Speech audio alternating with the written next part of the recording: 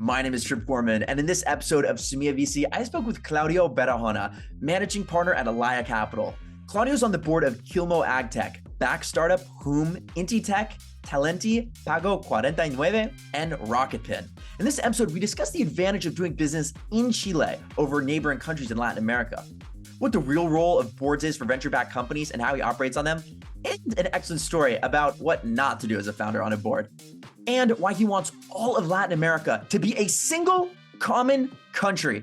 This was fascinating. We talked about all this and more on this excellent episode of Semilla.VC. Claudio, could you start by telling the audience a little bit more about your work history up to and including your current role at Alaya Capital?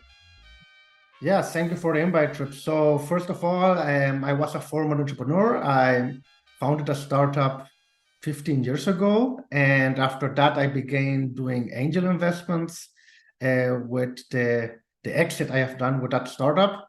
So I become one of the, we say, more serious angel investor actually in Chile, where I live. And after that, I take part of Telefónica's corporate accelerator called Wayra. I was the director of Wayra for about 8 years. And after that, I actually joined Alaya Capital as part of the general partner of this Latin American fund. So the last 4 years, I'm kind of back to the entrepreneurial life, being now entrepreneur and owner of this fund. So Alaya Capital, as I told you, I am the managing partner here together with other 3 colleagues. And what we do is invest in Spanish-speaking LATAM startups from Mexico, Colombia, Peru, Argentina, Uruguay, Chile. And we love to invest in digital startups in the seed stage. So yeah, that's about Alaya and me. And so could you tell us a little bit more about the funds, how many investments, and how long it's been around? Yeah, the fund, it's now 9 years old. We have managed 3 funds. The last fund is of $30 million. We are actually investing that fund. We have done our first 4 investments. But in totally, Alaya has invested in more than 50 startups. The last fund, number 2, is actually where we invest in startups like Butterfly, Houm, Finerio, Undostra Seguro, and others, always with the same strategy, investing in very good digital startups in Spanish-speaking LATAM and helping them to scale regionally. Well, we love Finerio because Nick has been on the podcast, so we love Finerio. But cool. I really want to discuss, so you got in the game quite early, and you were in Chile. And I think those are 2 components that I really want to discuss. First, Chile. So could you tell us a little bit more about what Chilean technology and venture capital, that whole ecosystem was like 10 years ago, what it's been like in the meantime, and what it's like now? Yeah, Chile is, first of all, a very small country. We have not the big numbers to be a big, interesting market.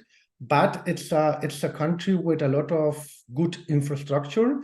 You can find in Chile one of the best internet connections in the world. You can find very nice highways. You can do good business here. I think Chile is one of the best countries in Latin America to do business, because you know that people will actually do what they say in the contract and things like that. So I will say that maybe Chile is the more sophisticated market in terms of financial institutions, in terms of everything. So in despite of being a small country, it's a very sophisticated country. So because of that, in Chile, there's actually a startup and venture capital ecosystem of more than, I will say, 20 years old, where the first fund actually beginning 20 years ago, very not so VC, more private equity, but actually there's some VC investments. And then here's a big agency of the government called Corfo, which helps a lot to startups to kick off. They have grants for entrepreneurs who want to begin with a company, and give them a free grant of $50 to do stuff. Then they founded a big accelerator, very well known worldwide, called Startup Chile. So the kind of ecosystem grows very fast because of actually being a good country to make business. The big problem is that Chile is not big enough. So every startup and every entrepreneur of Chile has to go abroad immediately. They have to think to move to Mexico, to move to Colombia, to move to Brazil, to expand their business, because the numbers are not here. It's a good part to have talent. You have good universities, you have good education, you have very serious institutions, but the size of the market is not big enough. So you really have to move. So yeah, that's about Chile. There's a bunch of things that I want to get to. You're a LinkedIn top voice. I want to learn more about the corporate verticals of Alaya, but I really want to hone in on Chile very quickly before we continue. So you mentioned the infrastructure, the tunnels, the highways, the airport. I felt that when I was there. It feels like Europe. It was really cold because it was the winter. Sao Paulo was much warmer, but it made it feel kind of like Switzerland. And I know everyone always calls, and I tweeted about this, everyone always calls Uruguay the Switzerland of Latin America. Chile kind of feels like it. So could you tell us a little bit more about Chile from the people who, maybe they're in Mexico City, it never really crosses their mind. What do they really need to know? Yeah, so I think comparisons are always bad, right? If I say Chile is Switzerland and you came here and I bring you to some other neighborhood, you say, hey, that's not Switzerland. So it's sometimes bad to make comparisons, but I think Chile and Uruguay are actually the two countries that more European style of Latin America, right? And both of them actually with very established governments. Of course, you have some kind to the left, some kind to the right, but it's still going forward and there's not so big changes. And when you do business here, as I told you, the people respect the word, the people respect the contracts, the people respect everything. So you feel kind of comfortable doing business here. And something like that don't happen in all the countries in Latin America. And it's kind of sad. What I can say to any entrepreneur or any business guy or any people who want to go to Chile, Chile is not only a very good tourism place to go, and not Santiago, because the very good tourism spots are outside of Santiago, like Rapa Nui, San Pedro da Gama, or Torres del Paine. And you can make trekking here. You can have a lot of different, very interesting things. Look, that in Chile is the only country in the world where you have a desert, where you have an Arctic, so you have snow, where you can do surf, and where you can go ski. It's like having Germany and Sahara in the same country. So it's very interesting to make tourism here. But in terms of business, everything happened in Santiago de Chile, which is this capital. And in Santiago de Chile, everything happened in, I would say, 3 neighborhoods. So if we talk about these 3 neighborhoods, of course, they are just like Switzerland. But these are 3 neighborhoods in a whole big country. Yes, they certainly did feel like Switzerland. And it was a beautiful city. I think everyone should go there. I want to talk about something that I think is quite interesting. So everybody's competing for LinkedIn followers. Everybody wants to have this LinkedIn top voice badge. What is that? How did you get that? Who did you pay? Who do you know? Claudio, tell me a little bit more about that. Yeah, first of all, I didn't know it before that was so important, because I got a message on LinkedIn to say, hey, we want to invite you to Top Voice. You have done a quite good job. And I think it was a spam. That was the first reaction of me. So then I talked to the guys of LinkedIn, take a call, and then I really understand what this means. And it's very important to be a top voice, at least in LATAM. I think for me, today, LinkedIn is my best way to interact with startups, with entrepreneurs, with investors, with ecosystem. Of course, I use Twitter, now X, but I think LinkedIn worked better for me.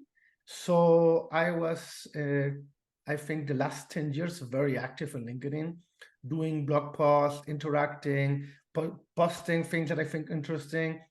And what I saw is a lot of guys followed me because the info I bring to them is very unique info, and it's, I would say it, not this typical influencer game where everyone want to try to get your attention. So it's more honest. It's like, oh, I think it's interesting, take a look at it. It's not like every day posting something, right? So I try to not be a spammer and things like that, and just send things and put posts that I think a friend of me want to know. And that's the thing, I think the way that I get the attention.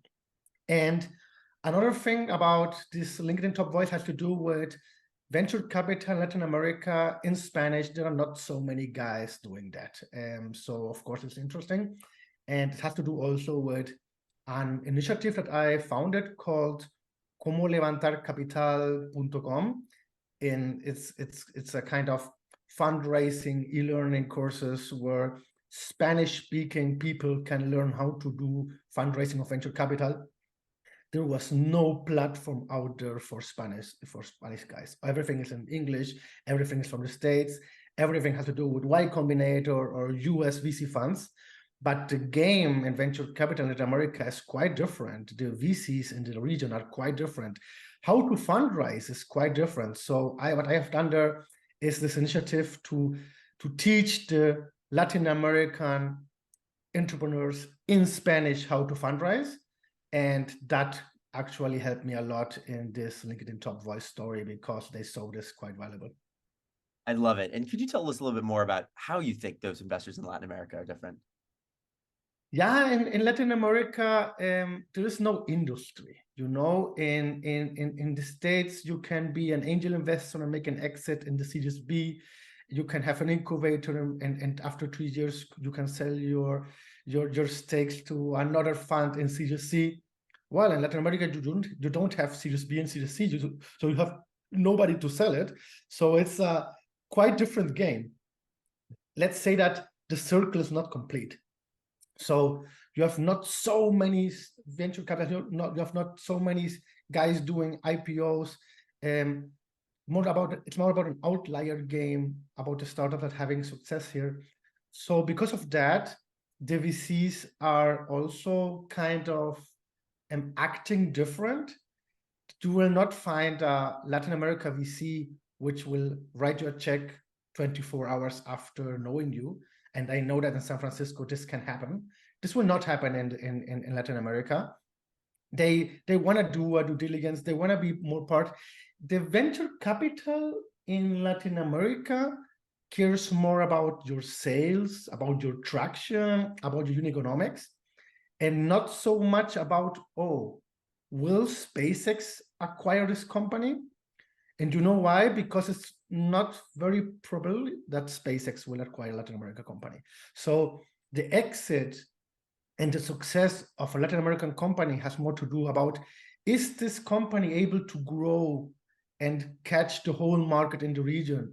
Is this company capable to be the next Nubank, being a top neobank in the region and making an IPO with that?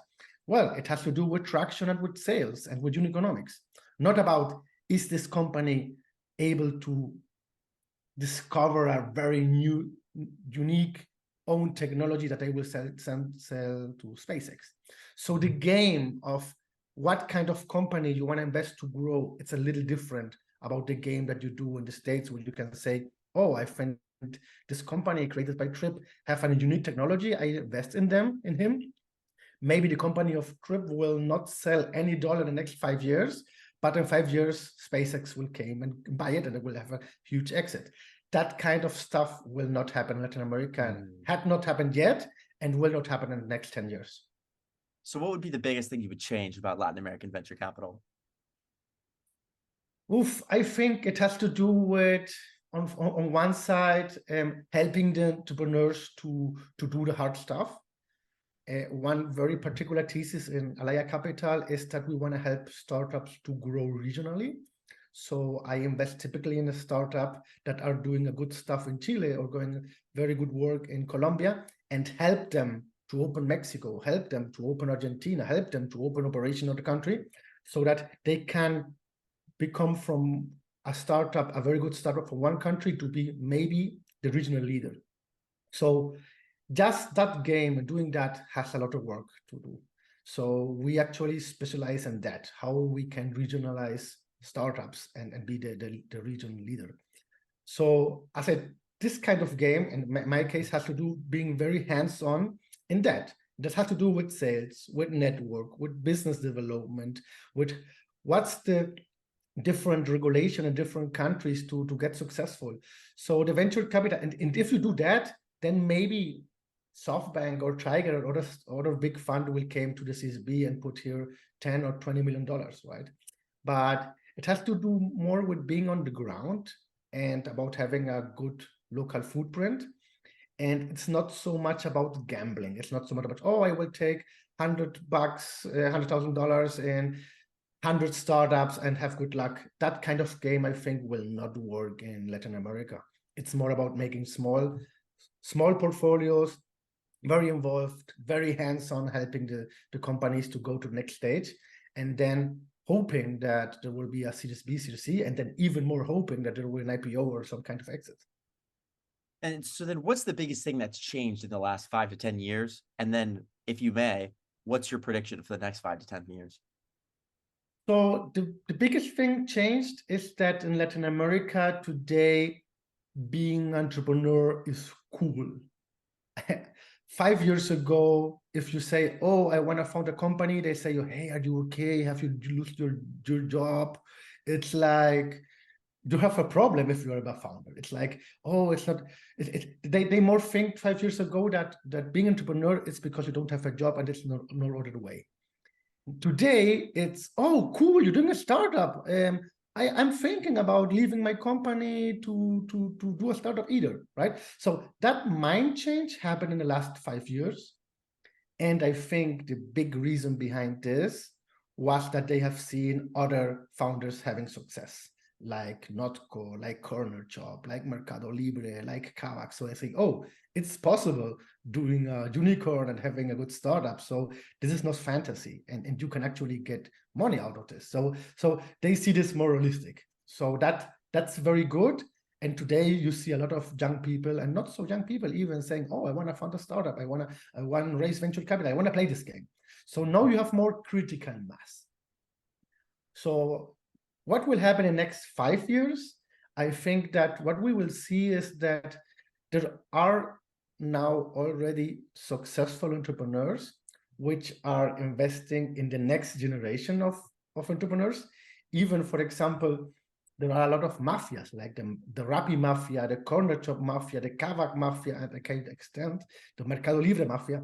So the founders of Kavak, Rappi, Mercado Libre, Corner Shop are now investing in guys who were the C-level people in that companies, the head of growth, the COO, the data science guy who said, oh, I work in a startup which after 10 years gets successful, and I was one of the first employee.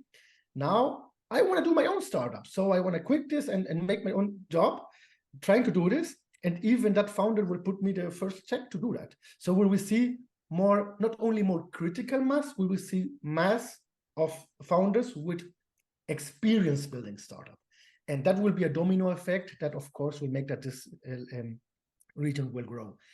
And what I think more exciting about this is that there are so many opportunities in Latin America. There are so many problems to solve that I think that we will see a lot of important companies coming out from this region, and companies that are not only having a nice story to tell, companies that will be really tractioning, having good sales, making big IPOs, and because they are solving real problems and not invented problems. So we will see more technology and startups that are solving problems of small business, problems of financial inclusion, and not so much about NFTs or things that can be, as I told you, maybe very, very high tech, but not so on the ground.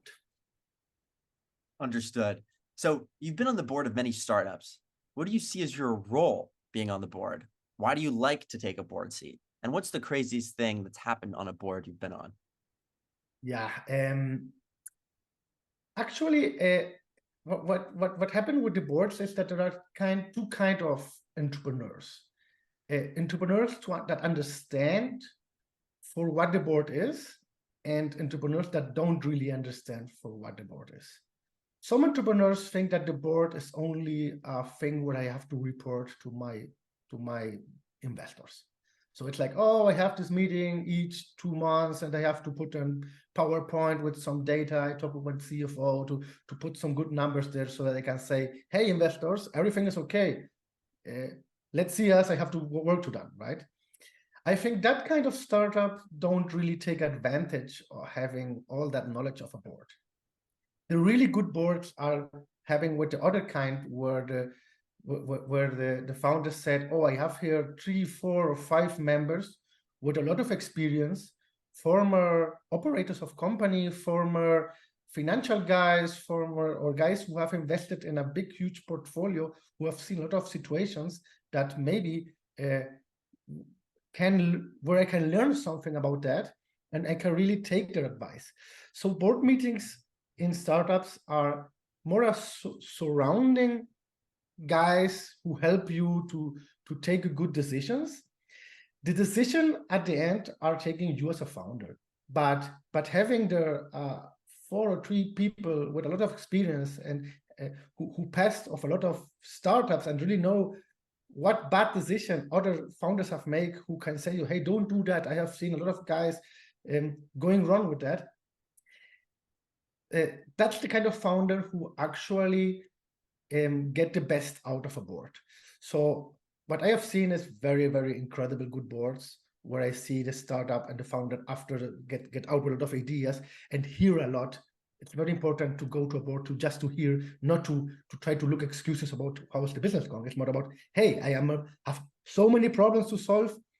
What do you think I can do here? Have you any help here? Or the other topic, have you seen other startups doing some kind of stuff there? What's your advice? It's more about advice than to report. And then I have bad board meetings where I see a founder who said, I have to do this stuff because I compromised this on some legal paper. So here's the report, here's the numbers, everything is fine. I have to go out. So it's difficult to make understand the founders that we as investor don't want to be cops or police guys, or we just want to have the best for the company because we invest in the company and want the best output for you and for us. And sometimes the entrepreneur don't understand that.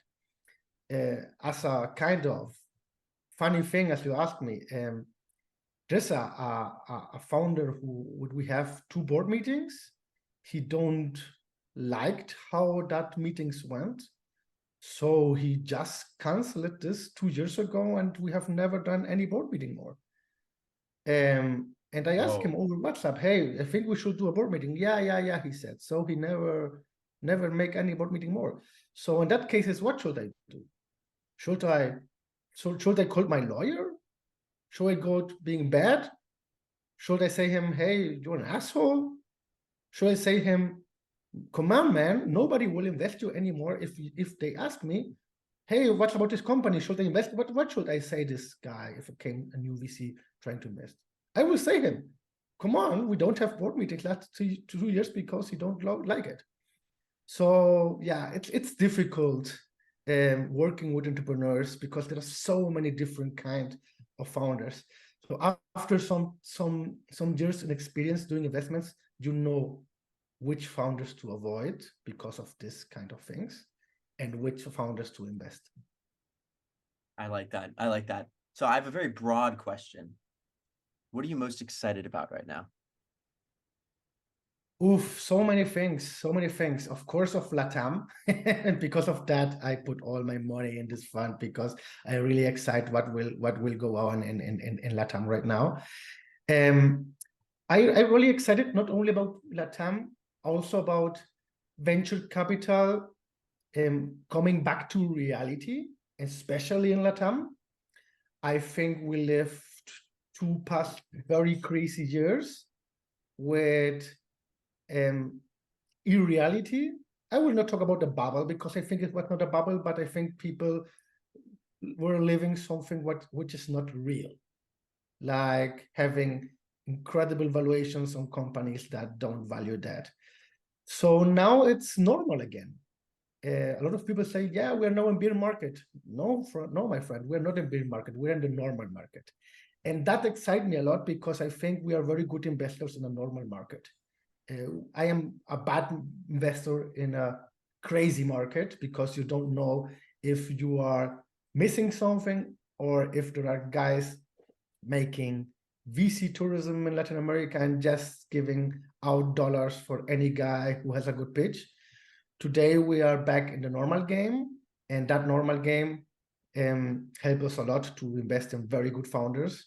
And in Latin America, there are so many good founders and they need capital. So what I'm more excited about the next, I will say 2 or 3 years, is that we can play the Latin American game once again, how it must. You mentioned digital, you mentioned early, but tell us the type of entrepreneurs that you think need to reach out to you.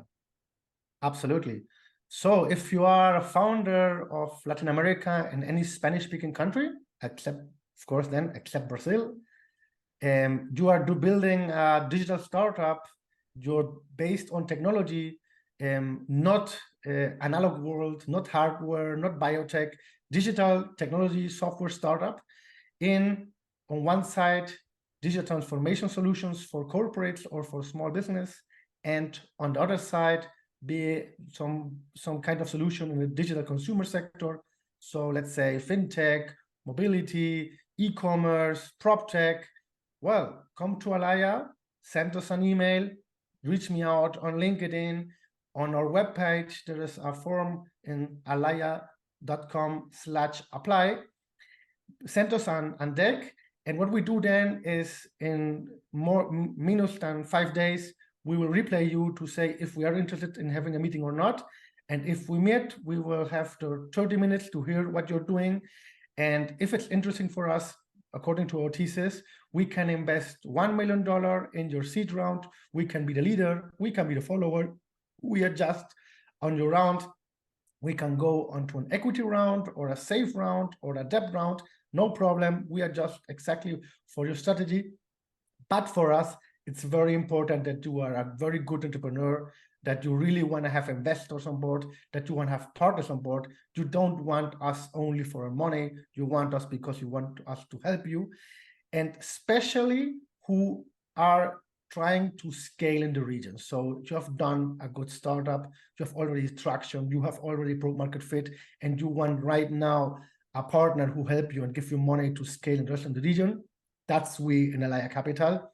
Then we try to invest in you and make due diligence very, very fast. After a month knowing you, we have done an investments if we are really interested. So we are very fast doing that, but we will do a very intense due diligence. We will not only invest in ideas and PowerPoint, we will invest in good startups and good founders with traction, with everything on very clear and on site. And yeah, then we will help you after we invested. And after we invested, we will help you to go to the region. And after that, we will help you to raise the next round. Amazing. And so finally, I have to ask Peter Thiel's famous contrarian question, but with a uniquely Semilla.VC twist.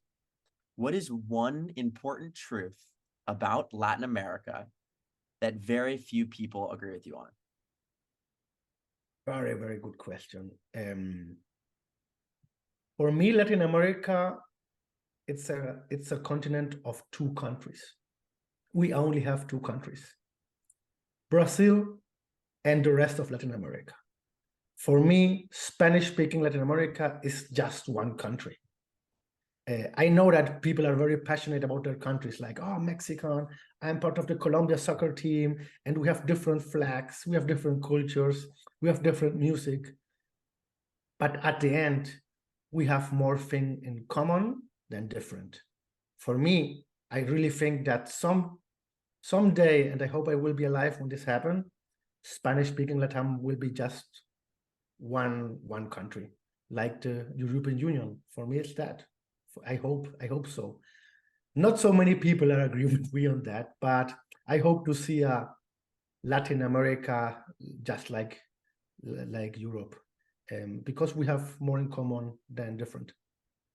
Phenomenal answer. Phenomenal answer. One of the best. I love that. EU, but for Latam. Amazing. Claudio, thank you so much for taking the time to come on the Semilla.VC podcast today. I very much appreciate your time. Thank you, Trip, for the time.